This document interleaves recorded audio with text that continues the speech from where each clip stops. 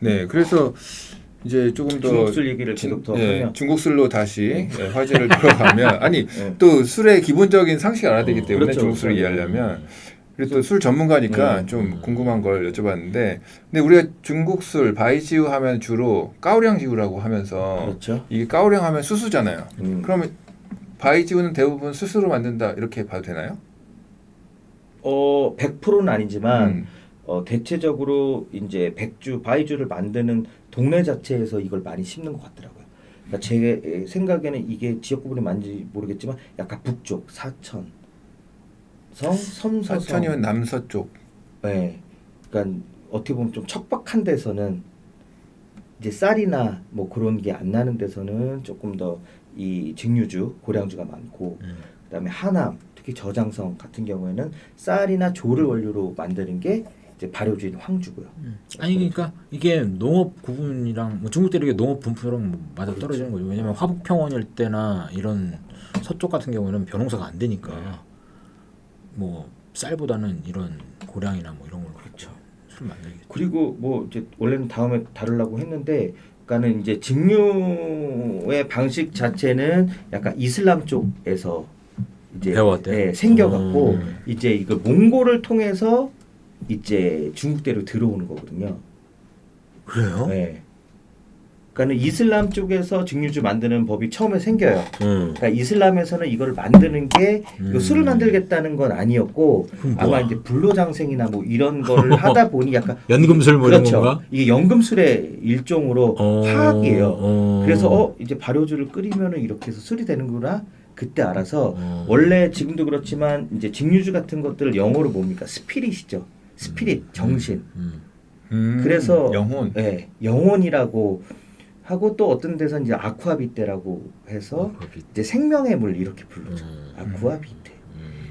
그러니까 어쨌든 이게 이슬람에서 발효한 이제 증류주가 이제 몽골족을 통해서 몽골이 이제 유럽까지 가는 길에 이제 요거 방법을 배워서 중국에 퍼뜨리고 또 우리나라 같은 경우도 고려 시대 때 원 간섭기에 이제 몽골을 통해 들어옵니다. 그러니까 안동 같은 경우가 몽골 군대의 주둔 지역고, 그래서 원래는 이거를 아락이라고 하거든요.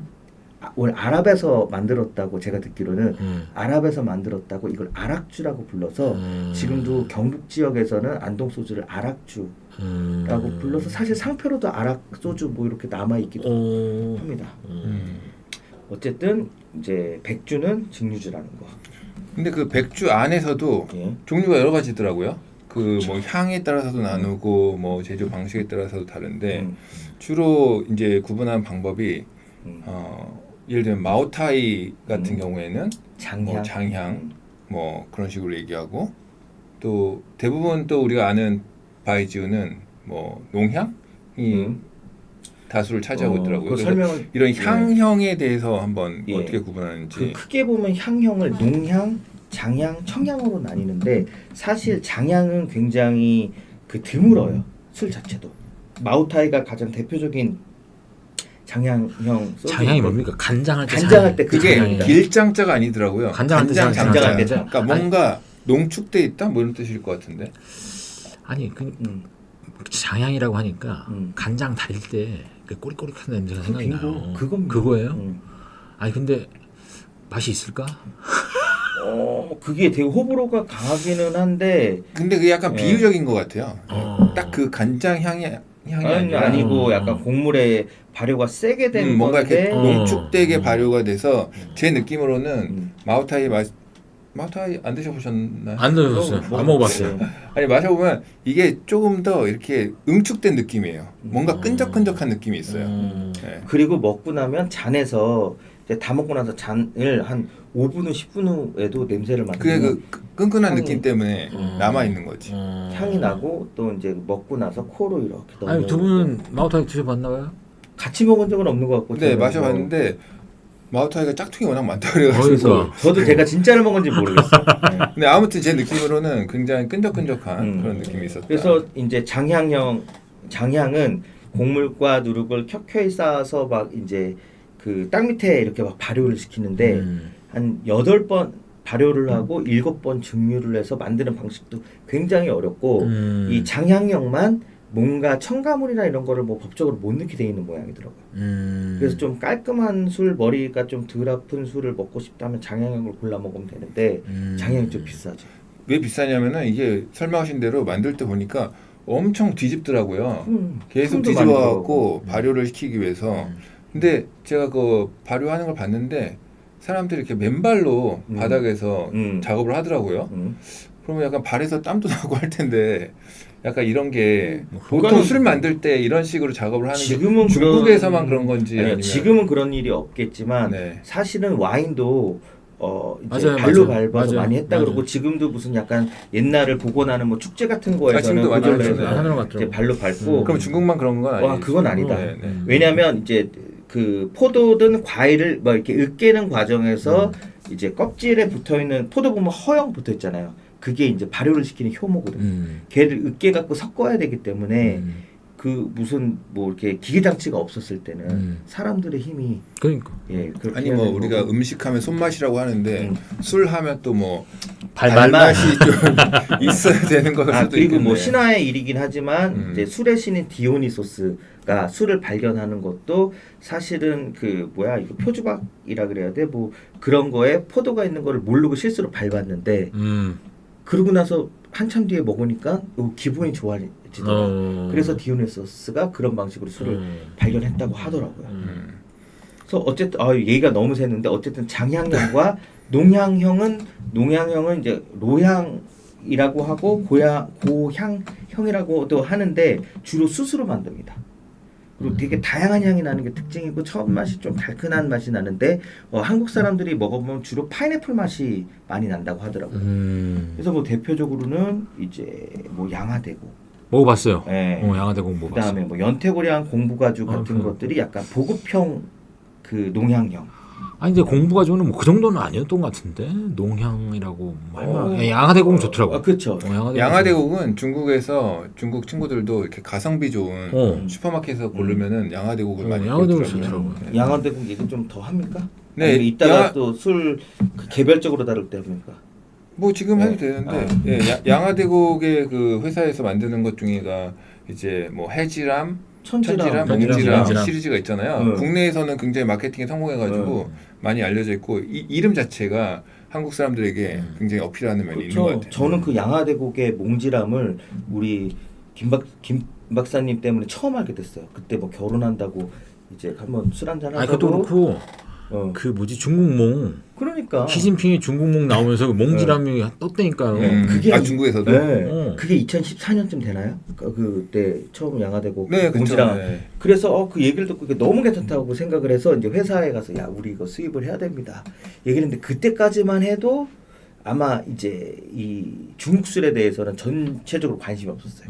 지금은 이제 엄청 중국 술이 수입도 다양하게 되고 관심이 많은데 그때 우리가 수입을 했었어야 되는데 중국 술이 요즘 그래도 관심이 좀 많아요. MZ 세대들이 그래요? 이게 좋아하는 재밌는 게 아니 약간 그 협중 정서랑은 좀 상관이 없네. 뭐 그거야 일부 있겠지만 그 이제 그 하이볼을 타 먹잖아요. 그래서 고량주로도 하이볼을 많이 해요. 네. 그리고 마케팅을 잘해가지고 강소백이라는 이렇게 작은 백주가 있어요. 거기에 이제 어떤 문구를 써놔갖고 뭐 여친에게 차였을 때, 뭐 회사에서 빡쳤을 때, 뭐 이런 식으로 젊은 사람들이 자기 사연을 보내면 그거를 이제 라벨로 만들어주는 그것도 그 강소백도 한국에 이미 들어와 있는 술이긴 한데 처음에는 또 우리 김 박사님이랑 베이징 가서 처음 봤죠. 그래서 이것도 수입을 해야 되나 했는데 그때도 못했는데. 그러니까 이게 중국 술이 의외로 MZ와 이렇게 콜라보가 돼가지고 한국에서 그러니까 그런 맥락이 없이 좋아를 하더라고요. 그래서 이제 좋아하는 중국 술을 보면 약간 연배가 보인다는 게 2000년대 이전에는 1990년대에 중국 술하면 아까 얘기했던 빼갈, 이과두주, 그다음에 고량주, 초록색 뼈, 그다음에 한국에서 만드는 수성 고량주, 그거는 대구 수성구에서 만드는 고량주입니다. 그렇게 생각하는데 2000년대 그러니까 한 90년대 후반에서 00학번은 연태고량, 수정방. 네. 근데 수정방은 조금 더 이제 이거에 문제가 있으니까. 아니 수정방은 하여튼 중국 갔다가 오시는 관광 갔다가 오시는 분들이 진짜 한 명씩 다 사오신 것 같아. 그렇죠. 수정방액은 제가 좀 이따 음. 뭐 다시 드리고 어쨌든 그 장향형, 농향형이 있고 그다음 청향형이 있는데 이게 우리나라 소주랑 제일 비슷하고 저는 개인적으로는 청향형 중에서도 좀 좋은 청향형은 굉장히 좋더라고요. 어떤 그래서 소주 어떤 뭐 백주가 이거는 있나요? 이제 만드는 거는 수수, 보리, 뭐 완두 뭐 이런 걸로 만들고 대표적으로는 이과두주도 있지만 분주. 분주 드셔보셨어요? 네, 와. 분주 정말 좋더라고요. 근데 한국에서는 구하기 그렇게 쉽지는 않은데 그래서 어쨌든 청향형은 약간 동북 쪽에서 그런 것도 괜찮겠네요. 뭐 개인 취향에 따라서 음, 청향형, 농향형, 장향. 장향형을 하나씩 구해서 마셔보고 음. 자기 취향이 어디에 맞는지 음. 이런 걸 한번 테스팅을 그래서 해보면 요즘 괜찮아요. 좀 좋은 중국집에서는 얘를 그 맥주 샘플러처럼 오. 종류별로 이렇게 뭐 3개, 4개 주는 데도 있고 어떤 데는 중국 지도에다가 오. 그 잔을 딱딱 넣어서 이런 이제 종이에다가 아니 그러면 좀 데려가지고 봐. 그러니까 아니 한번 혼자만 모시고- 좋은 데가. 한번 모시고 가겠습니다. 아 제가 그래서 음. 예전에 그 90년대 말에 중국 답사를 한번 갔을 때 그 분주를 한번 마셔봤던 것 같아요. 근데 나는 그렇게 기억에 확 남진 않더라고. 그러니까 이게 취향마다 다른 어. 거예요. 이게 취향마다 다른 게 일본 고구마 소주 중에 음. 고구마 썩은 냄새 나는 고구마 소주가 있어요. 아시죠? 네. 근데 저는 못 마시겠는데 제 친구들을 줬더니 한 2-3명이 너무 맛있다 그러면서 마시는 게 이게 취향에 따라서 그러니까. 이게 맛이 이게 술의 매력은 차이가 확실히 딱 이제 있구나. 호불호가 있고 그렇게 특이한 것도 약간 홍어처럼 음. 좋아하는 사람도 이제 완전히 좋아하게 되는 음. 이제 그런 게 있습니다. 그래서 어쨌든 향형으로는 농향, 청향, 장향 3가지가 있고 네. 근데 이렇게 다양한 중국 술이 있는데 우리가 한국에서 중국집에 가면 보통은 술들이 종류가 다양하지 않잖아요. 요즘에 그렇죠. 연태 꼬량주가 많긴 많지만 예전에는 가면 뭐 이과두주 그리고 공부가주 공부가주. 뭐 이런 게 항상 이렇게 음. 비치되어 있는데 그 이유가 있나요? 어떤 유통망의 문제라든지. 그거는 일단 연태 고량주 예. 얘기를 말씀드리면 우리나라 그 화교들 지난번에 말씀드렸던 화교들의 고향이 산동성의 웨이하이와 연태 이쪽이 많은데 그래서 이제 그분들이 확실히 그 보따리 영향이 구역을 하시면서 연태 있는 고량주를 것 같고. 많이 보급하시면서 이제 처음에 그 음. 마켓이 형성된 건데 그러면 이과두주랑 공부가주는 솔직히 어떻게 형성된 이과두주는 거예요? 진짜로 가격 때문인 것 같기도 하고 원가가 엄청 싸더라고요. 엄청 싸요. 어. 몇백 원 단위. 아니 그래도 중국 가면 예전에 한 2원이면 먹었던 것 같아 한 명이. 그러다 보니 이제 가격 차를 낼 수도 있고 원래 이과두주 자체가 그 이제 아주 옛날부터 그 이제 일제 시대 때부터 팔긴 팔았던 모양이에요.